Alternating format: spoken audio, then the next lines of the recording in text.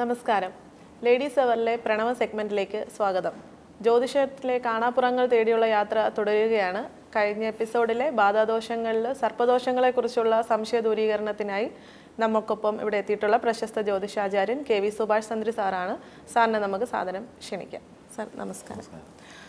ബാധാദോഷങ്ങളെക്കുറിച്ചാണ് നമ്മളിവിടെ പറഞ്ഞുകൊണ്ടിരുന്നത്. ഒപ്പം അതിൽ ഈ സർപ്പദോഷങ്ങളെക്കുറിച്ചും കേൾക്കുന്നുണ്ട്. കുട്ടികളുണ്ടാവാത്തത്, വിവാഹം കറക്റ്റായിട്ട് സമയത്തിൽ നടക്കാത്തത്, അതിലുണ്ടാകുന്ന പ്രശ്നങ്ങൾ, ദാമ്പത്യ കലഹം, ഇതൊക്കെ സർപ്പദോഷവുമായി ബന്ധപ്പെട്ട് വരുന്നു എന്ന് പറയുന്നു. അതിൽ എത്രത്തോളം വാസ്തവമുണ്ടെന്നൊന്ന് പറയാം. ഈ സർപ്പദോഷം എന്ന് പറയുമ്പോൾ ചിലർ പറയും അതും ഈ മുമ്പ് പറഞ്ഞാൽ അതൊന്നും ഇല്ലാത്തൊരു കഥയാണ്. അതായത് ചിലരുടെ മതത്തിൽ അങ്ങനെ ഒരു സർപ്പം എന്ന് പറഞ്ഞ സാധനം തന്നെ ഇല്ല എന്നാണ് പറയുന്നത്. അപ്പോൾ അതിലെന്താ സംഭവിക്കുന്നത് വെച്ചാൽ, ഈ സർപ്പം എന്ന് പറഞ്ഞാൽ ആദ്യം മനസ്സിലാക്കുക, സർപ്പം എന്ന് പറയുന്നത് ശരിക്കും പറഞ്ഞാൽ പാമ്പല്ല. അതായത് നമ്മൾ മനുഷ്യരൂപത്തിലാണ് ഭഗവാനെ എല്ലാം കാണുന്നത്. അല്ലാതെ ഭഗവാന്റെ രൂപം ഏതാണെന്ന് ചോദിച്ചപ്പോൾ എൻ്റെ അടുത്ത് ചോദിച്ചാൽ എനിക്ക് അറിഞ്ഞൂടാന്നേ പറയുള്ളൂ. നമ്മളാ ഒരു കണക്കെന്ന് പറഞ്ഞാൽ ഇപ്പോൾ നമുക്കെല്ലാം ചിത്രകാരന്മാർ പടം വരച്ചു തന്നിട്ടുണ്ട്. മഹാവിഷ്ണു നല്ല സുന്ദര കുട്ടപ്പനാണ്, മഹാദേവനാണെങ്കിൽ അത്ര സുന്ദര കുട്ടപ്പനല്ല, ഇത്തിരി കളറൊക്കെ കുറഞ്ഞിട്ടാണ്. പിന്നെ ഭദ്രകാളി ആണെങ്കിൽ കറുത്തിട്ട് ഇരിക്കുന്നത്, അതേ സമയത്ത് ദുർഗയ്ക്കാണെങ്കിൽ നല്ല സുന്ദരിയാണ്. അങ്ങനെ ഓരോ ദേവീദേവന്മാർക്കും നമുക്ക് കാണിച്ചു തന്നിരിക്കുന്നത് ഓരോ രൂപങ്ങളാണ്. അപ്പോൾ ആ രൂപങ്ങൾ അങ്ങനെ തന്നെയാണോ എന്ന് ചോദിച്ചാൽ നമുക്ക് അറിഞ്ഞൂടാ. ഈ ചൈതന്യം എന്തായാലും സത്യമാണ്, ഏത് രൂപത്തിലാണ് വരണമെന്ന് അറിഞ്ഞൂടാ. അതെല്ലാം മനുഷ്യരൂപത്തിലാണ്, അതായത് മനുഷ്യനാണ് ഇതിനെല്ലാം ആരാധിക്കുന്നത്. അപ്പോൾ മനുഷ്യനെ ആരാധിക്കുമ്പോൾ തീർച്ചയായിട്ടും മനുഷ്യരൂപത്തിൽ തന്നെയായിരിക്കും നമ്മൾ കാണുള്ളൂ. അപ്പോൾ അതേപോലെ സർപ്പം എന്ന് പറയുമ്പോൾ അത് നാഗരൂപത്തിലാണ് വരുന്നത്. അപ്പോൾ നാഗം എന്ന് പറഞ്ഞാൽ പാമ്പിനെ കണ്ടുവന്ന ഈ സർപ്പമാവില്ല. അതായത് നാഗരൂപത്തിലുള്ള ദേവതയാണ് സർപ്പം എന്ന് പറയുന്നത്. അപ്പോൾ ഈ സർപ്പം തന്നെ അതിൻ്റെ ഒരു കണക്ക് പറയുകയാണെങ്കിൽ, ഈ ഭൂമിയിൽ നാളികേരത്തിൽ എങ്ങനെയാണോ ചകിരിയിൽ നാര് പിടിച്ചിരിക്കുന്നത്, അതേപോലെ ഈ സർപ്പം എന്ന് പറയുന്ന ഈ സാന്നിധ്യം മൊത്തമായിട്ട് ഇങ്ങനെ ചുറ്റി ചുറ്റി നിൽക്കുകയാണ്. അതാണ് ശരിക്കും സർപ്പം. അപ്പോൾ അതിന് അഹിതമായിട്ട് നമ്മളുടെ കയ്യിൽ നിന്ന് എന്തെങ്കിലും പ്രവർത്തികൾ വരുമ്പോൾ മാത്രമേ അത് നമ്മൾ ഉപദ്രവിക്കുകയുള്ളൂ. അല്ലാതെ ഒരിക്കലും ഒരു കാരണവശാലും എത്ര വലിയ മിടുക്കനായ മാന്ത്രികനായാലും താന്ത്രികനായാലും ജ്യോത്സ്യനായാലും ഒരാൾ വിചാരിച്ചാലും സർപ്പത്തെ കൊണ്ട് മറ്റൊരാളെ ഉപദ്രവിപ്പിക്കാൻ പറ്റില്ല. ഇത് നമ്മൾ ആദ്യം മനസ്സിലാക്കാം. ചിലർ പറഞ്ഞിട്ടുണ്ട് കഴുത്തിൽ നിന്ന് ചുറ്റി വലിച്ചെറിഞ്ഞു, വാസിക എറിഞ്ഞിട്ട് ഉപദ്രവിച്ചു. അതൊന്നും നടക്കാത്ത കാര്യമാണ്. കാരണം നമ്മൾ ഒരുപാട് പൂജകളൊക്കെ ചെയ്തിട്ടുണ്ട്, ഇതേവരെ സർപ്പത്തിന് ഉച്ചാരണം ചെയ്തിട്ട് വന്നിട്ടില്ല. പിന്നെ സർപ്പത്തെ ആവാഹിക്കുമ്പോൾ സേവാമടവതിയെ കൂട്ടി ആവാഹിക്കേണ്ടി വന്നിട്ടില്ല. അതായത് സേവാമടവതിയെ കൂട്ടി ആവാഹിക്കുക എന്ന് പറഞ്ഞാൽ വേറെ ആൾ നമ്മൾ ഉപദ്രവിക്കാൻ വെച്ചുകൊണ്ടിരിക്കുന്ന ഒരു മൂർത്തിയാണ്. അപ്പം അങ്ങനെ വരുമ്പോഴാണ് ഈ സേവാമടവതി വരുന്നത്. അതേപോലെ ഉച്ചാരണം ചെയ്യേണ്ടവരും വേറെ ആൾ നമുക്കെതിരെ ബന്ധിച്ച് വെച്ചിട്ടുണ്ടാവും. അപ്പം അങ്ങനെ വരണമെങ്കിൽ ഈ സർപ്പത്തെ എപ്പോഴെങ്കിലും അങ്ങനെ ബന്ധനം പിടിക്കേണ്ട വരണം. ഒരിക്കലും നടക്കാത്തൊരു കാര്യമാണ്. നമ്മളുടെ ആവാഹനത്തിൽ ഏറ്റവും ഈസി ആയ ആവാഹനമാണ് സർപ്പാവാഹനം. അതായത് ഏറ്റവും കൂടിയാൽ ഒരു അരമണിക്കൂറിനുള്ളിൽ എല്ലാം തീരും. അത് മറ്റുള്ള ബാധകളൊക്കെ ആവാഹിക്കുമ്പോൾ ചിലപ്പോൾ 6 മണിക്കൂർ വരെ പോകും. അപ്പോൾ ശരിക്കും സർപ്പം എന്ന് പറഞ്ഞാൽ നമ്മളായിട്ട് ചെന്ന് ചാടുന്നതാണ്. അതായത് നിങ്ങളായിട്ട് ചെന്നിട്ട് അതിന് എന്തെങ്കിലും അഹിതം, അതായത് ഇപ്പോൾ സ്ത്രീകളാണെങ്കിൽ ഈ അശുദ്ധി ഇരിക്കുന്ന സമയത്ത് കാവില അറിയാണ്ട് കയറിപ്പോവുക, ചിലപ്പോൾ പണ്ട് കാലങ്ങളിലൊക്കെ വസ്ത്രങ്ങളൊക്കെ വലിച്ചെറിയുക ആ സാന്നിധ്യമുള്ള സ്ഥലത്തേക്ക്. അങ്ങനെ വരുമ്പോൾ അങ്ങനെയാണ് സർപ്പദോഷം വരുന്നത്. പിന്നെ അതേപോലെ ഈ വൃക്ഷങ്ങൾ വെട്ടിക്കളയും. അതായത് സർപ്പം കൂടിയിരിക്കുന്ന ചില വൃക്ഷങ്ങളുണ്ട്, പാല പിന്നെ പ്ലാവ്, പാലുള്ള വൃക്ഷങ്ങളിൽ സാന്നിധ്യം വരും. അപ്പോൾ അതൊക്കെ വെട്ടാൻ പോകുന്നതിന് മുമ്പ് ശരിക്കും അറിവുള്ള ആരെങ്കിലും കണ്ടിട്ട് അത് സാന്നിധ്യം ഉണ്ടല്ലോ നോക്കിയിട്ടൊക്കെ വെട്ടാണെങ്കിൽ ഇങ്ങനെയുള്ള പ്രശ്നങ്ങളിലേക്ക് പോവില്ല. ഇങ്ങനെയൊക്കെയാണ് സർപ്പം കയറി വരുന്നത്. അല്ലാതെ കണ്ടിട്ട് മറ്റുള്ള ഒരു മനുഷ്യൻ ഉപദ്രവിച്ചിട്ട് ഒരു കാരണവശാലും സർപ്പം കയറി വരില്ല. സർപ്പശാപം തീർക്കാൻ വേണ്ടിയിട്ട് പരിഹാരങ്ങൾ പറയുന്ന അമ്പലങ്ങൾക്ക് വളരെ വിദൂരതയിലുള്ള അല്ല, സർപ്പശാപം തീർക്കുന്നതിന് കേരളത്തിലുള്ള ഒരാൾ പോലും കാളഹസ്തി പോയിട്ട് തുണി മറ്റൊന്നും അഴിച്ചവിടെ കളയേണ്ട കാര്യമില്ല. അതൊക്കെ ജ്യോത്സ്യന്മാരുടെ അറിവില്ലായ്മയാണ്. കാരണം കേരളത്തിൽ ഒത്തിരി സർപ്പ ക്ഷേത്രങ്ങളുണ്ട്. നല്ല രീതിയിൽ ഈ കാളഹസ്തിനേക്കാളും ഒത്തിരി പൂജ പരിഹാരം ചെയ്യുന്ന ഒത്തിരി നല്ല സർപ്പക്ഷേത്രങ്ങൾ കേരളത്തിലുണ്ട്. ഈ കേരളത്തിലുള്ള ഒരാൾ പോലും അന്യ ദേശത്തേക്ക് പോയിട്ട് അവിടെ സർപ്പത്തിന് പരിഹാരം ചെയ്യേണ്ട കാര്യമില്ല. നമ്മളതും മഹാദേവനെ നിശ്ചയിച്ച് പറയുന്നതല്ല. കാരണം ഞാൻ എല്ലാ വർഷത്തിലും തിരുപ്പതിയിലും കാളഹസ്തിയിലും ദർശനം നടത്തുന്ന ഒരാളാണ്. അവിടെ രാഹുകേതു പൂജ എന്നൊക്കെ എഴുതി വെച്ചിട്ടുണ്ട്, നമ്മളെ കൊണ്ട് പൂജയൊക്കെ ചെയ്യും. പക്ഷെ ഞങ്ങൾ ഇതേവരെ അവിടെ പോയിട്ട് ഈ പറഞ്ഞ രാഹുകേതു പൂജയ്ക്കൊന്നും നിന്നിട്ടില്ല. കാരണം നമുക്കതിൻ്റെ ആവശ്യമില്ല. നമ്മളിവിടെ ഓൾറെഡി സർപ്പത്തിന് പൂജ ചെയ്യുന്ന ആളാണ്. അതുകൂടാതെ കണ്ടിട്ട് ഇവിടെ സർപ്പക്ഷേത്രങ്ങൾ ഇഷ്ടം പോലെയുണ്ട്. നല്ല രീതിയിൽ എല്ലാ ശുദ്ധിയോടുകൂടി ചെയ്യുന്ന ക്ഷേത്രങ്ങളുണ്ട്.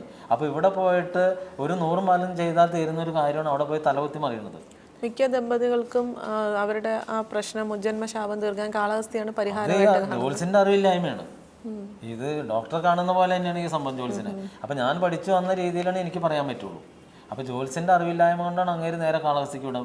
കാളഹസ്തി പോയിട്ട് 21 ദിവസം എന്തൊക്കെയോ എഴുതി കൊടുത്ത് ചില തയ്യാറത്തുകൾ കാണാറുണ്ട്. 21 ദിവസം അവിടെ അത് ചെയ്യണം ഇത് ചെയ്യണം. പിന്നെ അതായത് നമ്മൾ അണ്ടർവെയർ വരെ അവിടെ ഉപേക്ഷിച്ചിട്ടേ പോരാൻ പാടുള്ളൂ, അങ്ങനെ എഴുതുന്നത്. അപ്പം നമ്മൾ പറയുകയാണെങ്കിൽ അവനൊക്കെ ഭ്രാന്താണ്. അതായത് ഈ വസ്ത്രം അവിടെ ഉപേക്ഷിച്ചുകൊണ്ട് എന്താ ഗുണമുള്ളത്? നമ്മുടെ ശരീരം ഉപേക്ഷിച്ചിട്ട് വരാൻ പറയാത്ത ഭാഗ്യം. അതായത് അവിടെ മരിച്ചിട്ട് വരാനാണ് പറയുന്നത്. ശരീരം ഉപേക്ഷിക്കുക എന്ന് പറഞ്ഞാൽ അവിടെ ആത്മഹത്യ ചെയ്തിട്ട് വരാൻ. അപ്പോൾ അതുവരെ വേണമെങ്കിൽ ഇവർ പറയാം. അതുകൊണ്ടൊന്നും യാതൊരു ഗുണവുമില്ല. നമ്മളെപ്പോഴും മനസ്സിലാക്കുക, സർപ്പം ബാധയിൽ വന്നു കഴിഞ്ഞാൽ നമ്മൾ സർപ്പത്തെ ആവാഹിച്ച് കളയണം. അല്ലാതെ സർപ്പം ബാധയിൽ വന്നാൽ അതിന് 100 പാലം കൊടുത്തുകൊണ്ടൊരു കാര്യമില്ല. അതായത് ബാധയിൽ വരാമെന്ന് പറഞ്ഞാൽ നമ്മൾ ഉപദ്രവിക്കാൻ വരാമെന്നർത്ഥം. അപ്പോൾ ഒരു ഗുണ്ട വീട്ടിലൊന്ന് ഉപദ്രവിക്കുമ്പോൾ നിങ്ങൾ ഗുണ്ടയ്ക്ക് കുറേ ചോറും കറിയൊക്കെ വെച്ച് കൊടുത്തിട്ട് ഞാനൊരു പാവമാണ്, എന്നെ ഉപദ്രവിക്കരുത്, എന്നെ രക്ഷിക്കണമെന്ന് ഗുണ്ടേനോട് പറഞ്ഞാൽ അവൻ നിൽക്കുമോ? ഇല്ല. അതിനെന്ത് ചെയ്യണം? അതിനടിച്ചോട്ടിക്കാൻ അതിനടിച്ചോടിക്കാൻ നമ്മളെ കൊണ്ട് പറ്റില്ലല്ലോ. അപ്പോൾ നമ്മൾ അതിന് പകരമായിട്ട് പോലീസിൽ കംപ്ലൈൻറ്റ് ചെയ്ത് കോടതി വഴി ശിക്ഷിച്ച് ജയിലിൽ അടയ്ക്കണം. അതാണ് ശരിക്കും ബാധയെ നമ്മൾ ആവാഹിച്ച് അതാത് സ്ഥലങ്ങളിൽ കുടിയിരുത്തും. അതാണ് ശരിക്കും ചെയ്യേണ്ടത്.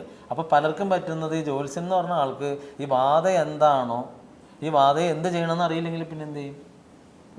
അത് അറിവില്ലായ്മയാണ്. അത് തന്നെ ചില ബാധകൾ കൂടിയിരിക്കുന്ന ചില ക്ഷേത്രങ്ങളുണ്ട്. അപ്പോൾ ചില ആചാര്യന്മാർ ഈ ബാധ കൂടിയിരിക്കുന്ന ക്ഷേത്രത്തിലേക്ക് തന്നെ ഈ ആളെ വിടും.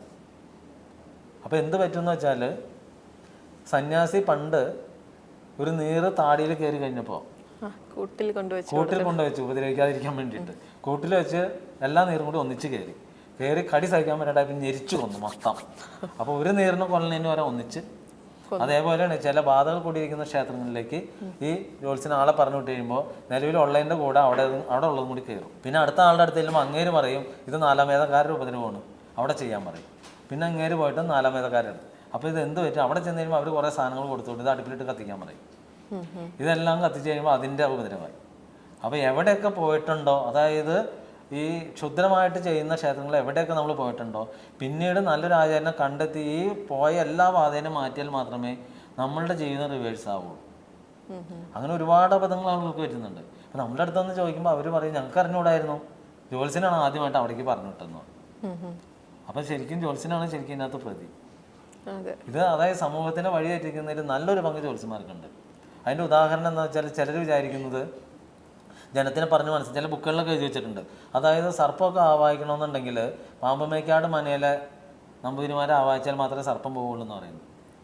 അങ്ങനെ ബുക്കിൽ എഴുതി വെച്ചേക്കാം. അപ്പോൾ ജനം നോക്കുന്നത് സത്യമാണ്. അപ്പോൾ അതിനകത്ത് ആദ്യം ഒരു കാര്യം മനസ്സിലാക്കുക, ഈ പറഞ്ഞ ക്ഷേത്രത്തിൽ ഉത്തമ സർപ്പം മാത്രമേ കൂടിയിരിക്കുകയുള്ളൂ. നീചസർപ്പമുണ്ട്, അത് കൂടാതെ നാഗചാമുണ്ടിയുണ്ട്, കരുനാഗേക്ഷിയുണ്ട്, അങ്ങനെ സർപ്പത്തിൽ തന്നെ കുറേ വിധങ്ങളുണ്ട്. അപ്പോൾ ഇതൊന്നും അവിടെ ഇരിക്കില്ല. നമ്മൾ കൊണ്ട് ഇരുത്തിയാലും 1 മാസത്തേക്കുള്ളിൽ ഇരിക്കില്ല, 27 ദിവസം അതിനുള്ളിൽ തിരിച്ചു വരും. അപ്പോൾ പിന്നെ ഈ എഴുതിയ വിദ്വാൻ എന്ത് കണ്ടിട്ട് എഴുതിയത്? പിന്നെ നമ്മൾ സർപ്പപരിഹാരം ചെയ്യുമ്പോൾ ഈ സർപ്പങ്ങളൊക്കെ ആവാഹിച്ച് കൊണ്ടിരുത്തുമ്പോൾ നമ്മളൊരു 3 റൗണ്ട് ക്ഷേത്രം വലം വെച്ച് ക്ഷമ പറഞ്ഞിട്ട് വേണം പുറ്റുമുട്ട സമർപ്പിക്കാൻ. ഈ പറഞ്ഞ ക്ഷേത്രത്തിൽ അവിടെ ഭക്തർക്കൊന്നും പ്രവേശനമില്ല അതിൻ്റെ അകത്തേക്ക്. അപ്പോൾ പിന്നെ അവിടെ ഇതെങ്ങനെ പൂർണ്ണമാവും? അപ്പോൾ ഇതെല്ലാം ജനത്തിന്, അതായത് നമ്മളുടെ ആചാരങ്ങളാണ്. നമ്മളെ പറഞ്ഞിങ്ങനെ ഫലിപ്പിച്ച് വെച്ചേക്കാണ് ഇന്ന സ്ഥലത്ത് തീരുള്ളൂ, അങ്ങനെ ചെയ്താൽ മാത്രമേ ഇത് നടക്കുകയുള്ളൂ. അതേപോലെ തന്നെ ചിലയിടത്തുണ്ട് പണ്ട് ബുധശുക്രന്മാരെ കെട്ടിയിട്ട വലിയ സ്ഥലമൊക്കെ ഉണ്ട് ജ്യോതിഷം നോക്കുന്നത്. അവിടെയൊക്കെ പോയിട്ട് അബദ്ധങ്ങൾ പറ്റി തന്നെ ഇഷ്ടംപോലെ ആളുകളുണ്ട്. അപ്പോൾ ഇതെല്ലാം എൻ്റെ അഭിപ്രായം പറഞ്ഞാൽ കഥകളായിരിക്കും. കാരണം അല്ലായിരുന്നെങ്കിൽ അവിടെ നിന്ന് പോകുന്നിടത്ത് അബദ്ധം പറ്റാൻ പാടില്ലല്ലോ. കാരണം ബുധശുക്രന്മാർ നിപുണയോഗം ചെയ്യാന്ന് പറഞ്ഞാൽ അത്രയും ഉജ്ജ്വലം എന്നാണ് അതിൻ്റെ അർത്ഥം. അപ്പോൾ ഈ ഉജ്ജ്വലമായ സ്ഥലത്ത് വേറെ അബദ്ധങ്ങൾ വരാൻ പാടില്ല. അപ്പം പിന്നെന്തോ അവിടെ അബദ്ധം വരുന്നു? സർപ്പബലിയൊക്കെ ഒരുപാട് പൈസ ചെലവ്. സർപ്പബലി എന്ന് പറഞ്ഞാൽ നമ്മൾ നമ്മുടെ പ്രോഗ്രാമിന് മുമ്പ് പറഞ്ഞിട്ടുണ്ട്, സർപ്പബലി എന്ന് പറഞ്ഞാൽ ശരിക്കും നിഷിദ്ധമായൊരു വഴിപാടാണ്. നിഷിദ്ധം എന്നാൽ വേണ്ടാത്തത്, അതായത് ബലിയാണ്. ബലി എന്ന് പറഞ്ഞാൽ എന്താണ്? ശരിക്കും ബലി കർമ്മം എന്നാൽ ഉദ്ദേശിക്കുന്നത് എന്താണ്? എന്നാൽ ഒന്നിലെ പിതൃബലി, നമ്മൾ കർമ്മം പിണ്ടം വെച്ച് ചെയ്യുന്ന ഒരു കർമ്മം. അതല്ലെങ്കിൽ ബലി എന്ന് പറയുന്നത് അറുക്കുക. ഇപ്പം രണ്ടിലൊന്നാണ്. അപ്പോൾ ഈ പറഞ്ഞ സ്ഥലത്ത് ഈ പറഞ്ഞ അറുക്കൽ അവിടെ നടക്കുന്നില്ല, പിന്നെ അടുത്തതാണ് നടക്കുന്നത്. അപ്പോൾ ഈ അടുത്തത് നടക്കുക എന്ന് വെച്ചാൽ നമ്മൾ ശരിക്കും ബലിയുടെ നമ്മുടെ പിതൃക്കൾക്കാണ്. ചിലർ പറയാറുണ്ട് ഈ ബലി, ഈ സർപ്പബലിയിൽ നിൽക്കുമ്പോഴത്തേക്കും നമ്മളത് നല്ല രീതിയിൽ പ്രാർത്ഥനയോടെ നിന്നില്ലെങ്കിൽ അത് കണ്ടോണ്ട് നിൽക്കുന്നവർക്ക് കൂടി ശാപം ഉണ്ടാവുന്നു. അതായത് ഈ സർപ്പബലി എന്ന് പറയുമ്പോൾ സർപ്പം നമ്മുടെ പിതാവായിട്ട് വരണമല്ലോ. പിതാവിനല്ലേ ബലിയിടുന്നത്, അല്ലെങ്കിൽ മാതാവിന്, അല്ലെങ്കിൽ മാതുലിന്. അപ്പോൾ ഈ നിങ്ങളുടെ ആരുടെങ്കിലൊക്കെ മാതാവോ പിതാവോ മാതുലിനോ ഇങ്ങനെ വരുന്നുണ്ടെങ്കിൽ തീർച്ചയായിട്ടും നിങ്ങൾക്കത് ചെയ്യാം, ഇല്ലെങ്കിൽ നിങ്ങളത് ചെയ്യണ്ട. ഞങ്ങളുടെ ഗുരുനാഥനോ ഞാനോ ഇതുവരേക്കും ഒരാൾക്ക് പോലും ഈ സർപ്പബലി എന്ന് പറഞ്ഞ വഴിപാട് എഴുതാറില്ല. ഏത് ക്ഷേത്രങ്ങളിൽ എങ്ങനെ എഴുതി വെച്ചിട്ടുണ്ടെങ്കിൽ ചിലയിടത്ത് ചെറിയ എമൗണ്ടുള്ളൂ, ചിലയിടത്ത് വലിയ എമൗണ്ട് ഉണ്ട്, പിന്നെ ദക്ഷിണയും വസ്ത്രം എന്നും പറഞ്ഞൊക്കെ എഴുതിയിട്ടുണ്ട്. അപ്പോൾ നമ്മളൊന്നും ഇത് ഒരിക്കലും പ്രോത്സാഹിപ്പിക്കാറില്ല. നമ്മളൊക്കെ ചെയ്യുന്നത് സർപ്പത്തിന് അങ്ങനെ സർപ്പദോഷം വന്നു കഴിഞ്ഞാൽ സർപ്പത്തിനെ ആവാഹിച്ച് സർപ്പകേന്ദ്രങ്ങളിൽ കൊണ്ട് കൂടിയിരുത്തി കഴിഞ്ഞിട്ട് അവിടെ ഒരു 3 പ്രദക്ഷിണം വെച്ച് പിന്നെ 100 മാല എഴുതിച്ചു കഴിഞ്ഞാൽ അതിന് ഒരുപാട് ഉദാഹരണങ്ങൾ. കാരണം കാലിലൊക്കെ പാടും, ഇങ്ങനെ പൊട്ടലും ചീറലൊക്കെ ആയിട്ട് വന്ന ആളുകളുണ്ട്, അതിന് മുഖത്ത് പാട്. ഇങ്ങനെ വന്ന് ഈ പൂജ അങ്ങ് ചെയ്ത് കഴിഞ്ഞിട്ട് ഒരാഴ്ചക്കുള്ളിൽ ഇതെല്ലാം മാറും. അപ്പോൾ പിന്നെ സർപ്പമില്ല ഇത് സത്യമല്ല എന്ന് പറയുന്നവരോട് എന്താ പറയുക? അപ്പോൾ അവർ ഇത്ര നല്ല ട്രീറ്റ് ചെയ്തിട്ട് മാറുന്നില്ല. ഈ പൂജ പരിഹാരം കഴിഞ്ഞപ്പോൾ ഇത് മാറിക്കഴിഞ്ഞു. അപ്പോൾ പിന്നെ അതിന് നോണാന്ന് പറയാൻ പറ്റുമോ? പിന്നെ അതേപോലെ ചില ഈ ഒരുപാട് ഡോക്ടർമാരെ തലകുത്തി ചികിത്സിച്ചിട്ട് കുട്ടികളുണ്ടാവുന്നില്ല. ഈ ക്ഷേത്രത്തിൽ പോയിട്ട് ഉരുളി കമഴ്ത്തി കഴിഞ്ഞാൽ കുട്ടികളുണ്ടാവുന്നുണ്ട്. അപ്പോൾ ഇത് തട്ടിപ്പാണോ? അപ്പോൾ വെറുതെ ശാസ്ത്രം മാത്രമാണ് സത്യം, മറ്റതൊന്നും സത്യമല്ല എന്ന് പറഞ്ഞാൽ അങ്ങനെ ശാസ്ത്രം പറയുന്നത് എല്ലാം ശരിയാണോ? എല്ലാം ശരിയല്ലല്ലോ. എത്രയോ പരീക്ഷണങ്ങൾ നടത്തിയിട്ട് പരാജയപ്പെട്ടിട്ടാണ് ഒരു പ്രാവശ്യം വിജയിക്കുന്നത്. ഇതേപോലെ ഇതിനകത്തും ജയവും പരാജയവും ഉണ്ട്. അതായത് ചികിത്സിക്കുന്നുണ്ട്. ഇപ്പോൾ ക്യാൻസർ ചികിത്സിക്കുന്നു. ക്യാൻസർ ചികിത്സിച്ച് 90% രോഗി മരിക്കുക ചെയ്യുന്നത്. 10% അത് തുടക്കത്തിൽ കണ്ടെത്തുന്നവർ മാത്രമേ രക്ഷപ്പെടണുള്ളൂ. അപ്പോൾ ശരിക്കും പറഞ്ഞാൽ ഈ ആതുരാലയങ്ങളെല്ലാം പറ്റിക്കല്ലേ. കാരണം ഉള്ള സമ്പത്തും പോവും, ആളും പോവും. അപ്പോൾ ശരിക്കും അങ്ങനെ കണക്കൂട്ടാണെങ്കിൽ അതും പറ്റിക്കലെന്ന് പറയാൻ പറ്റുള്ളൂ.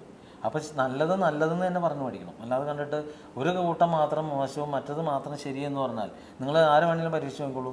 90% ക്യാൻസറും മരണത്തിൽ കലാശിക്കുള്ളൂ.